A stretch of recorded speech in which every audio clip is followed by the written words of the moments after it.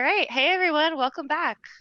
So up next, we have a panel on the state of 4884, and we have a really awesome team of experts here to talk to you guys about it. So we've got the legendary Tim Beiko, Terence Tsao, Mofi, and Robert Bayardo. Welcome, guys. Thanks so much for being here. Thanks for having us. Yeah, likewise. Yeah. Cool. I guess, to kick this off, maybe we could just take a couple minutes doing quick intros, especially because 4844 has been interesting in that it's mostly been spearheaded not by client teams so far. Obviously, you have Terence here, who's on the client team. But yeah, do y'all want to take just a minute or two and kind of share who you are and how you got working on 4844? Absolutely. I'm happy to go first. So my name is Roberto Bayardo, and I work at Coinbase. Been there for about a year now. And I'm not on a client team, therefore I was not as overwhelmed by the merge, I think, as everyone else. And we have deep interest in scaling Ethereum, and I was given the opportunity to participate in this for a bit. And so jumped at the opportunity and hope to keep getting more involved as things go on. Mofi, you want to go? Yeah, I go next. Hey, I'm Mofi Taiwo. I work for OP Labs, which is building the Optimism rollup. And I started working on EIP 4844 sort of like out of necessity way back like early summer because it was critical for Optimism to have something like this to keep rollup costs pretty low. And pretty excited of the opportunity to get this out the door and get it done. Cool. Terence. Hello. Yeah, so hi, I'm Terence from Prismatic Labs. I am mainly a core dev from the consensus layer. So I've been working around this space since 2018. I started working on proof of stake. Now it's known as the Beacon chain. And last year I've been working on the merge and also a little bit of MVV stuff here and there. And I've been interested in 4844 actually since ETH Denver this year, February. And I hacked a little something with Proto Lambda, so that was fun. But yeah, I've been mostly watching from the side for the last few months because of like the merge was slightly more important. But yeah, I'm actually really excited to start picking this up again. And hopefully we can get this into Shanghai. Nice. Yeah, I think it's worth adding that I think when we say we're interested in the IP 4844, I mean, we're interested in ETH scaling, right? And this is kind of the natural first step to getting where we want to go. Yeah, absolutely. And Terence, you mentioned, this first got prototyped around ETH Denver. And maybe do you want to actually take a minute or two and walk through like how this relates to dank sharding for people who have like no context? Because we have this plan to scale Ethereum massively, like Roberto was saying, and 4844 is kind of one of the first steps towards there.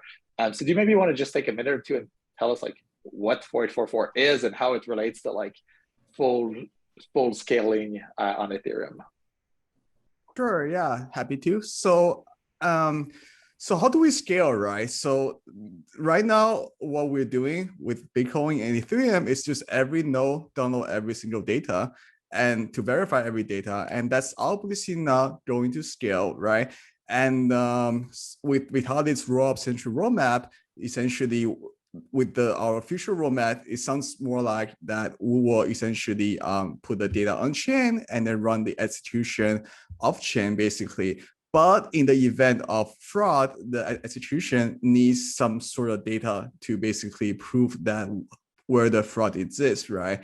So the nodes. So usually how it works is that you will have sharding. Basically means that not every node has to download every single data, but with sharding it comes data availability sampling, which may take a few years to resolve.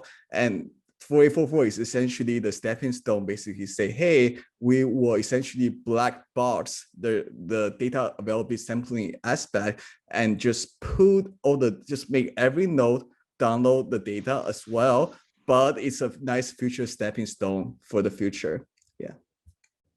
Right. So it's almost like today, all the nodes download and execute everything. With rollups, you can have the nodes only download the data, but not execute every single transaction that happens on the rollups. Eventually, we'd like to get to a spot where not the nodes don't even have to download all of the data that's gossiped on the network. They can only kind of subsample part of it and know that it was correct. And 4844 is saying we're gonna add more data capacity for these rollups, but still get everyone to download everything. Is that roughly right? And like you're saying, this kind of came about earlier this year and got hacked on at Denver. And after that, Mofi, you were one of the people to actually start working on, okay, what does a proper prototype look for this? What do we need to do to get this in Geth and Prism first and get all the kinks ironed out? So can you kind of walk through what you've been up to over the past few months, what the implementations were like, and yeah, where things are at now? Yeah, certainly. Yeah, it's been a wild ride. Past couple months, getting into EIP 4844 was something I wasn't even aware of it until around April, even though it was worked on in ETH Denver. But my first thinking was, okay, we really need this for Optimism. Gas costs are out of control, right? And at the rate of user growth that we're going, we really need this soon as well. So I basically roll up my sleeves and start working on an implementation. At first, it was basically looked at already existing work, like what Terence mentioned.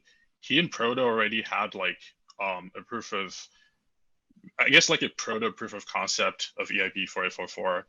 There are some things that are missing. First step was basically to take a look at that existing code and extend it, basically.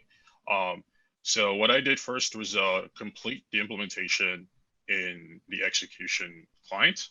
The one that already existed was Geth. So all I had to do was continue working on Geth and have that done. And the next thing was to have a consensus client that also incorporates EIP 4844. Even though it's not quite evident, if you look at the spec, there are a lot of consensus level changes to EIP 4844. And so I basically looked at Prism because it's written in Go, and I'm pretty familiar with Go lately. So that was my client of choice for this, but it really could have been any client. So I looked at a Prism, basically started implementing what's needed to get EIP 4844 working. And yeah, that's pretty much mostly what I've been doing for the past couple months. And then there was a point where once both the Geth and Prism implementations were good enough and implemented most of the spec, it made sense to start integrating things. And that's what gave birth to the first DevNet. So the DevNet is basically a small network that's running the EIP 4844 hard fork. It implements both the consensus and execution level changes to the spec, and it's kind of our playground we're using to test out, how would the spec behave in certain conditions, and what sort of transactions can we send to it, and testing the threshold of the spec itself. Sweet. Yeah, that was a great overview. Roberto, Terence, anything you guys want to add on that? I just want to give a shout out to Mofi and Roberto and team. It's having a DevNet now. It's a pretty amazing accomplishment, right? Just because we even had the DevNet before the merge, and we had this DevNet before withdrawal and everything, and it's just remarkable. And I always find it impressive and plausible that people go into other people's code base and then able to make advancements such that. So all the props and all the props go to them. Yeah, I was going to give props to Mofi specifically as well. I mean, he's really pushed this along consistently. Been an amazing help in providing guidance to those of us jumping in new, completely cold, and being able to get reasonably productive anyway. I also wanted to shout out to Michael DeHoog, who did some work on this from the Coinbase side before I did. So I'm a relative newcomer here. I did some work predominantly on the consensus layer side. Implemented the new style blob verification for so on, for example, and continuing building from there. Hopefully we're going to get the next version of the DevNet up soon, where we have the latest spec changes, for the most part implemented.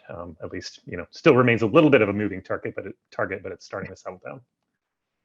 Nice. And yeah, it is, I believe, the first time that like Coinbase gets involved in working on a protocol change, at least that I recall. I'm curious, why does Coinbase want to do this? Like, what is the rationale to put engineers on this instead of like the 1,000 other things I suspect you all have to do? Yeah, it's a great question. And as you know, Tim, I've been talking with Tim since I've started at Coinbase, trying to figure out how we can contribute. And it's there are a lot of competing efforts for time for a Coinbase employee. But ultimately, I mean, I think we realize that we want to raise all boats. We want to build out the ecosystem, and that's not just purely charitable. We view Coinbase as not just trying to be kind of the most easy to use and secure exchange and custodian for crypto out there, but we view it as a broader onboarding mechanism to crypto as well as all of Web3. So if you think about it that way, and look at the kind of number of users we're dealing with, if we took all the roughly 100 million-ish users of Coinbase and tried to dump them on chain, it wouldn't work out so well right now. And we want to do that, right? We want to start blending Coinbase's centralized experiences with more decentralized experiences. Again, provide this very straightforward, easily usable onboarding mechanism and so on. And so in order to get there, we need to scale the ecosystem, right? And the best scaling roadmap out there, we believe, is the Ethereum scaling roadmap. So that's the natural place to contribute. And and so Mike got involved at first. I've joined in. We got a couple other people we're trying to ramp up, and yeah, just really delighted to be a part of this.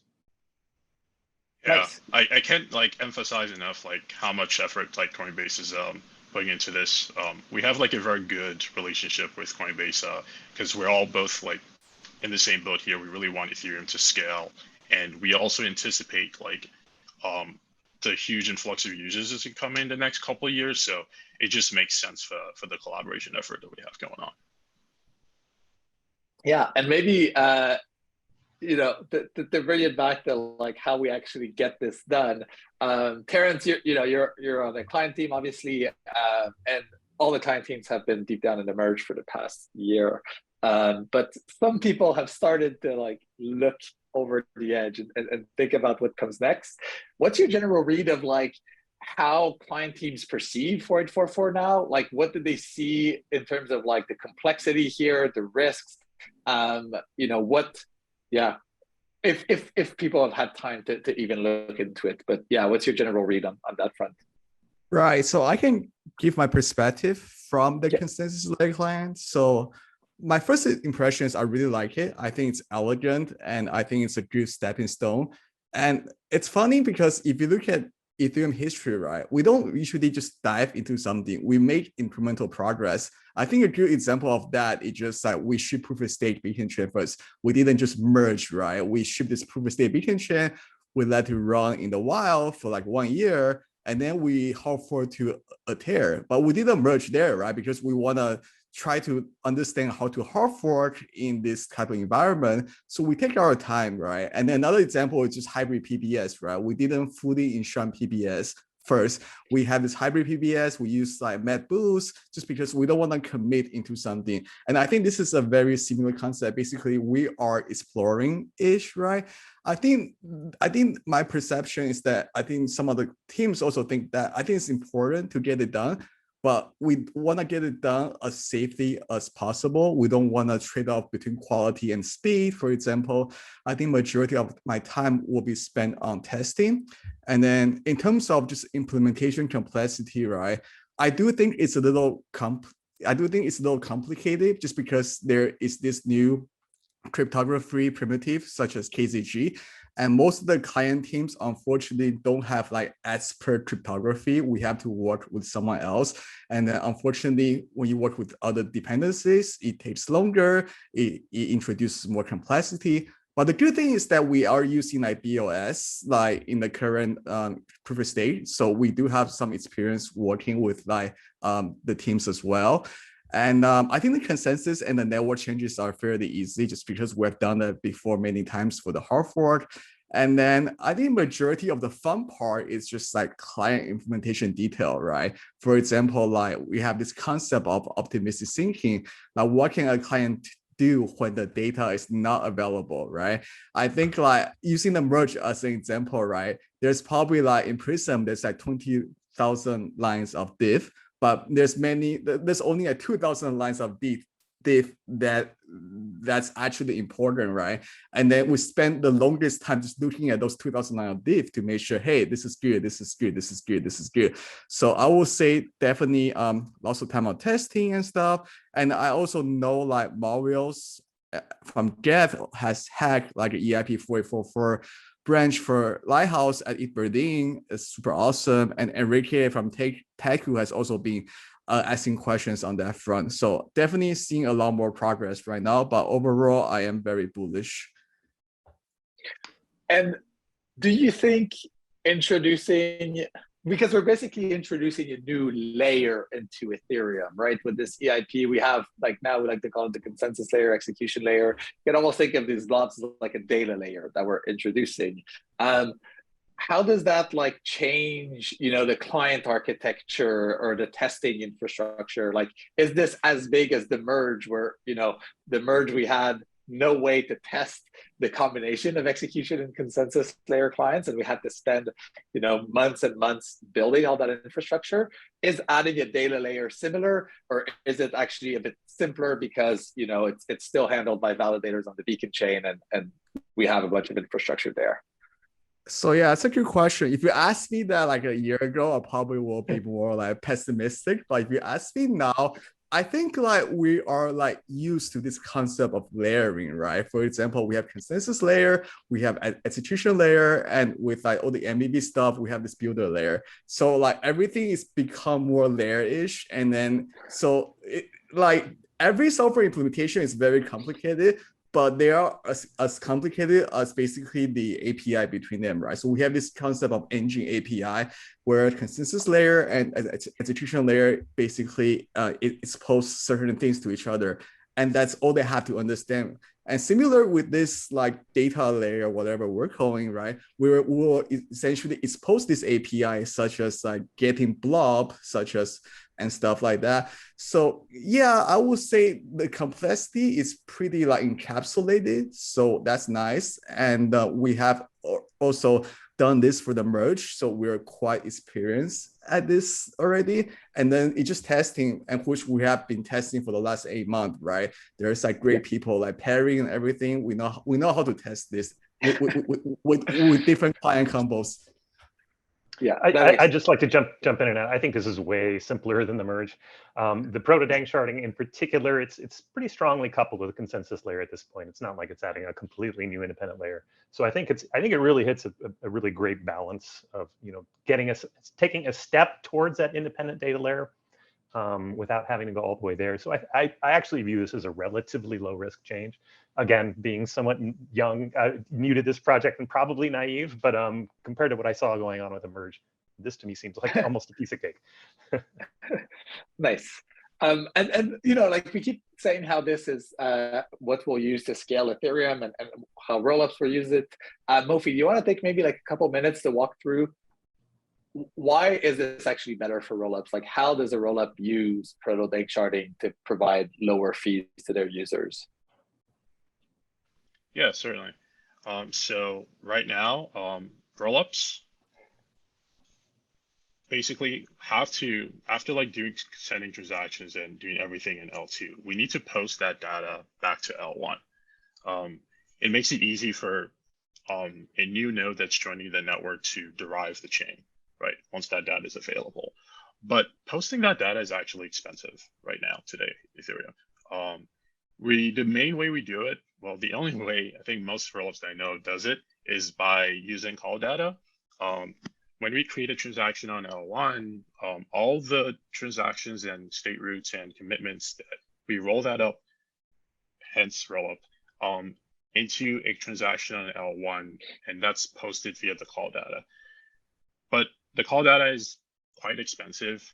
Over the past couple of months, a couple of rollups, including Optimism, have implemented a couple techniques to reduce the size of that call data, like compression.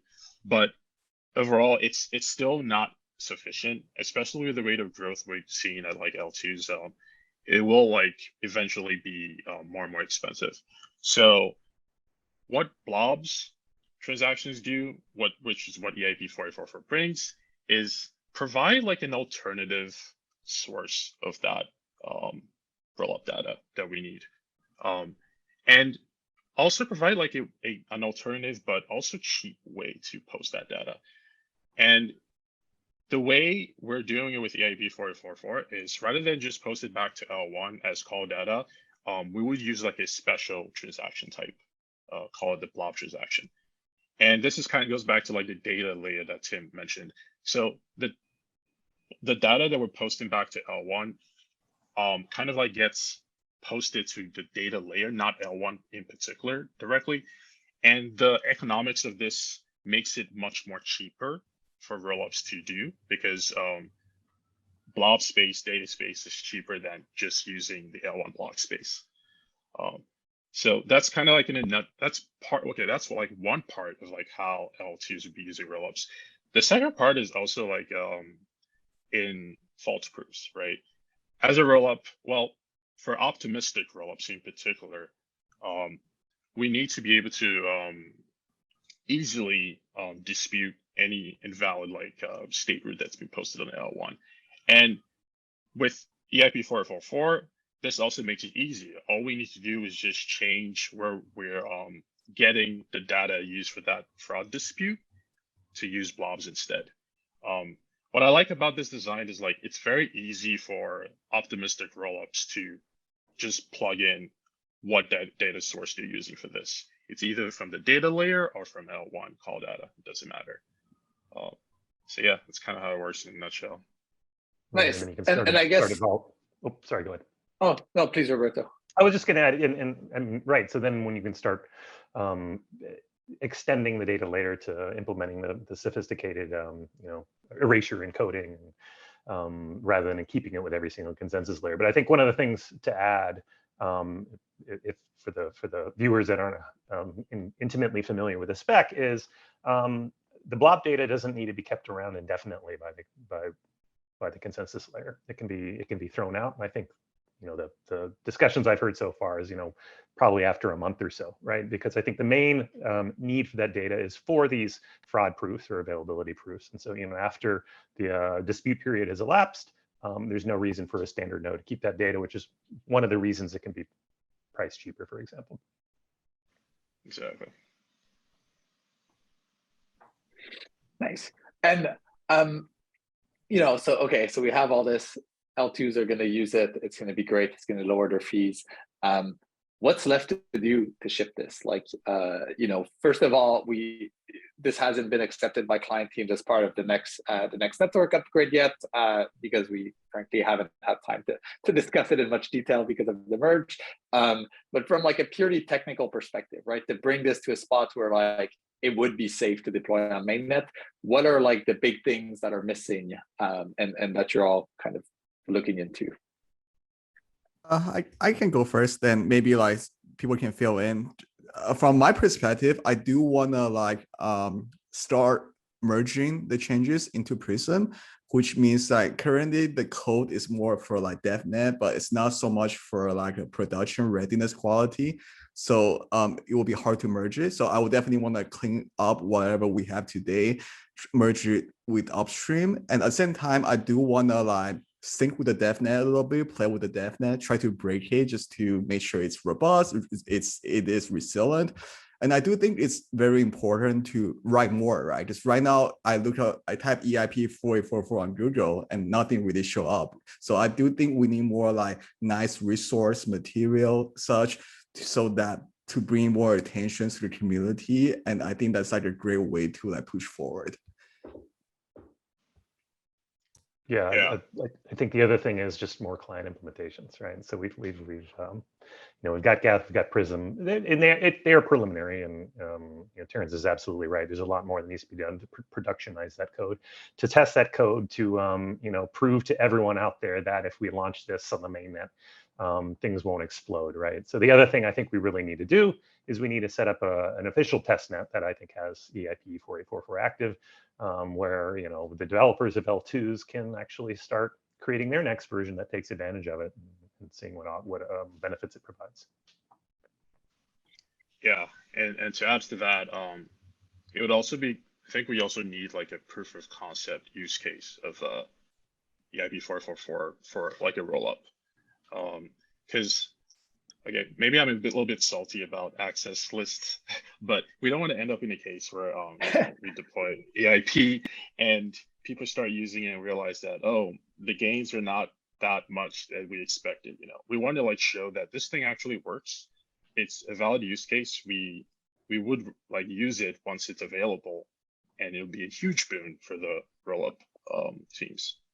So I think demonstrating this by in particular, like Bedrock, we're actually working with Coinbase to integrate Bedrock with the Bedrock is like the Optimism upgrade that's currently in development, and we want to like integrate it with EIP 444, and then tell like the client teams that, hey, this thing actually works. It's you can see how it works. It's not just vaporware or something. That would be really, I think, a good way to like convince client teams to like accept it. Absolutely, yeah. I mean, the back of the envelope math looks great. We expect it to scale, help scaling dramatically. But proof is in the pudding. Once we have code, and a usable system, I think it'll be a lot more convincing. Right. Yeah. And I'll plus one Mofi to your point, where it's like we've had features in the past that we've deployed on Ethereum where like the usage didn't end up being what we expected. So access lists were once. There was once another precompile for interop with Zcash that I think Zcash changed the curve a few months after, so didn't end up working great. So seeing something like a cutting edge rollup implementation that's working on a prototype of 4844, that'd be really valuable.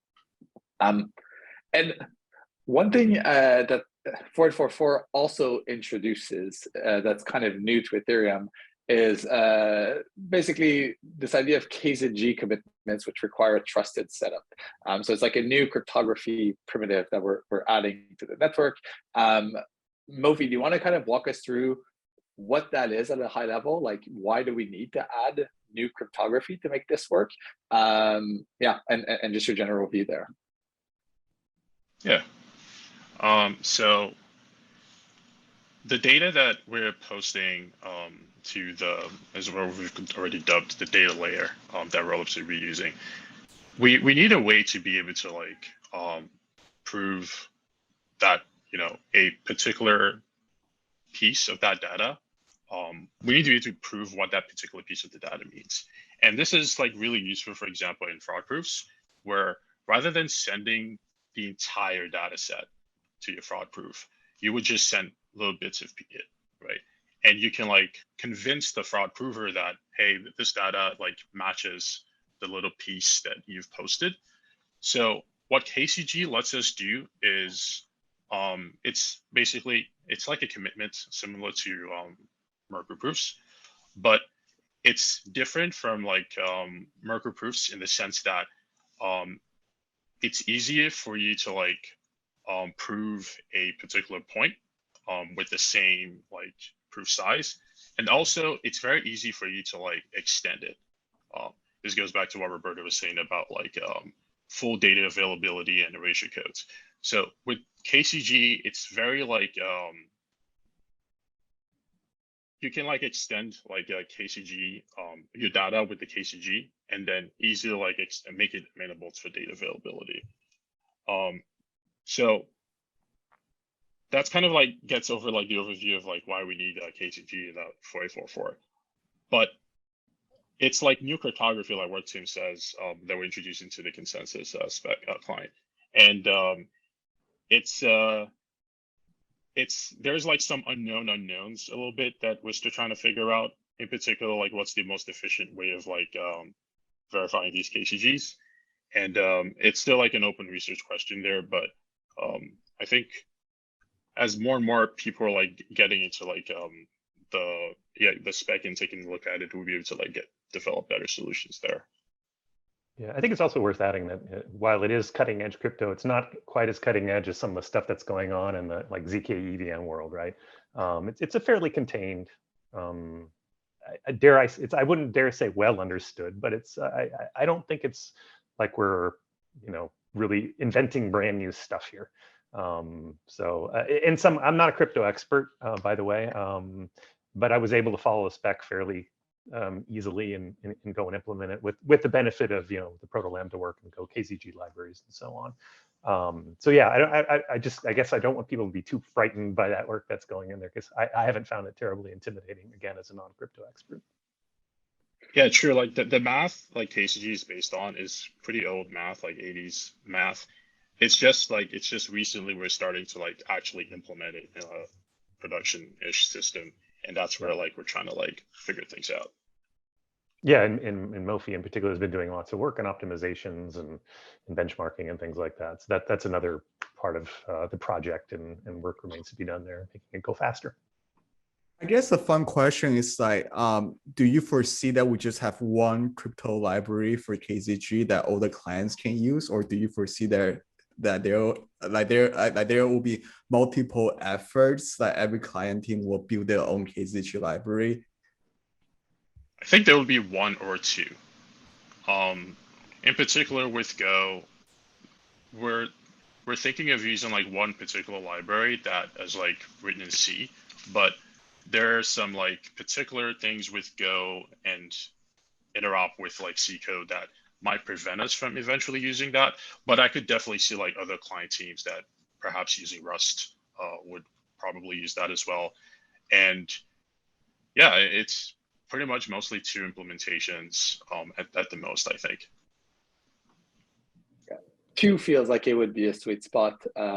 One has been a contentious topic in the past for implementing stuff on Ethereum, because we do have this multi-client architecture, and the whole purpose is that if there's a bug, then not all the clients are affected. But then if you have the central point where everybody's using the same library in the background, for the purposes of those operations, you're back to like a single implementation. So hopefully we get to see two high quality ones emerge over time. Yeah, it's been interesting. We've been trying to sort of figure out where to set that bar, where the appropriate abstraction layer is, where we start sharing code, right? You want to set that as low as possible, but without requiring people to like implement their own very low level bit twiddling to get the crypto right. Correct. Yeah. And I guess to kind of go back up a little bit, we talked a lot about 4844 itself and where we're at there. Terence, do you want to like walk us through what, if you look at like the whole roadmap towards full sharding, what like percentage of it is done with 4844? Like what are like the boxes that we check off? And then what's the stuff that we would need to do over the coming years to get kind of better scale on Ethereum? Right, I can list a few points. So what 4844 includes, right? What 4844 includes essentially this new transaction type. It's going to be exactly the same format that we'll be using in full sharding. And then most of the execution layer logic required for full sharding is also going to be there. And most of the execution and consensus layer cross verification checking logic will also be there, right? So those three are essentially getting piggybacked by 4844. And like you guys said, like the layer of separation between like this data layer and the consensus layer is also there as well. The concept of sampling blob. Right now, essentially you have one beacon node that samples everything, but with full sharding, you have this committee of validators and beacon nodes sample portions of it. And that's the power of sharding, right? And I think the gas pricing is going to be highly similar as well. So that's very nice, right? So maybe we can talk about like what full sharding has that 444 doesn't have, right? Full sharding is have this low degree extension for the blob, basically allow 2D sampling, and then it has the actual implementation of the data value sampling. It has builder and proposal separation because you don't want proposer to essentially sample 32 megabytes of blob. That's just a lot, right? And hopefully some proof of custody stuff as well to ensure there's no lazy validator that just pretend to vote on everything. So yeah, feel free to add on, guys, if I miss anything. Yeah, I mean, I think to dumb it down a little bit, because it's pretty complicated stuff for someone who's just coming to this. But basically, 4844, every node is still downloading every blob, still storing every blob, with the exception of that what I mentioned earlier, where they can delete it. The full sharding roadmap, once we start doing this erasure coding, you have these committees that can be consulted to reconstruct the data, and so no longer does every node have to store every single thing. So that's why it's called full sharding rather than proto-day sharding, I guess. Right, and I guess if you think of it in terms of costs, right now when you use call data, you're storing data that is stored forever by every node, and so that's really expensive. 4844 gives us data that's stored temporarily by every node, so it's like cheaper. And then full danksharding gives us data that's stored temporarily by only a subset of nodes, and it can be even cheaper. Does that roughly make sense? Bingo, yeah. Also, like a little thing that's like a bit different with the, I guess the security of assumptions of the data layer with proto-dank sharding is like you only need like one node that's available, having the data available to be able to like sync up. Whereas with like call data, right, you need like all your peers to have that data available so you can be able to sync up the tip. Right. Yeah. So you only need to see the data once. Yeah, I think like that additional like that relaxed assumption makes things is also somewhat contributes to why like blobs are cheaper in some sense, like indirectly. Yeah. Right, that makes sense.